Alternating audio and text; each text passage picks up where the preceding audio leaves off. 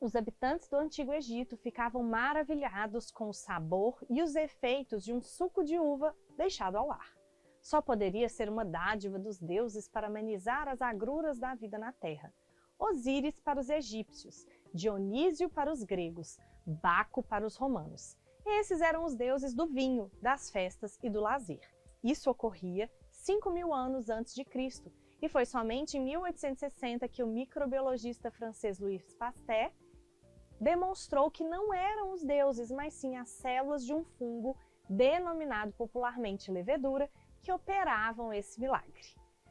Considerando essa descoberta, a transformação desse suco por meio dos organismos citados ocorre por... Bom, gente, essa questão está falando em quê? Da produção do vinho, né? Ou seja, a transformação desse suco de uva, né, em vinho, que ocorre pelo meio de um processo que lá na frente, Louis Pasteur identificou que é feito por leveduras. Como que chama, né, pessoal, esse processo de produzir vinho a partir do suco de uva? É o que a gente chama de fermentação. Nesse caso específico, nós estamos falando da fermentação alcoólica. Ok? Então, essa fermentação alcoólica é realizada por essas leveduras que Louis Pasteur conseguiu identificar lá na frente. Durante esse processo, essas leveduras, então, se elas são leveduras, são fungos. Se são fungos, são heterótrofos. O que são heterótrofos? Eles pegam o alimento deles ali do meio, né?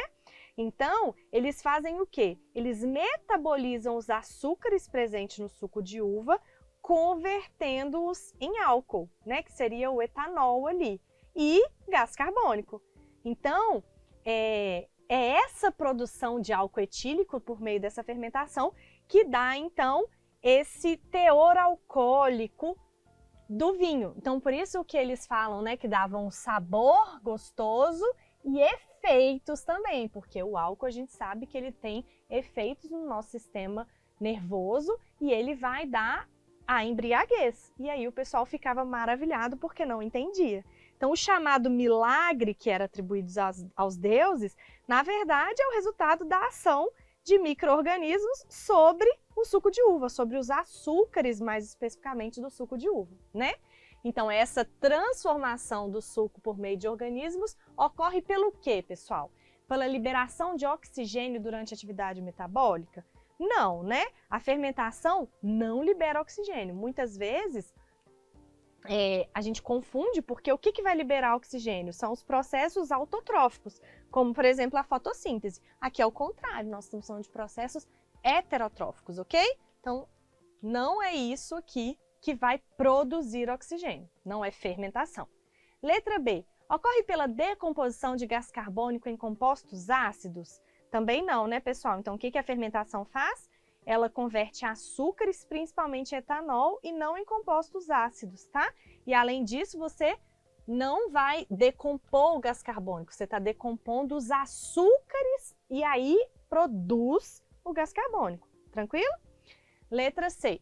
Formação de ácido acético durante a respiração celular.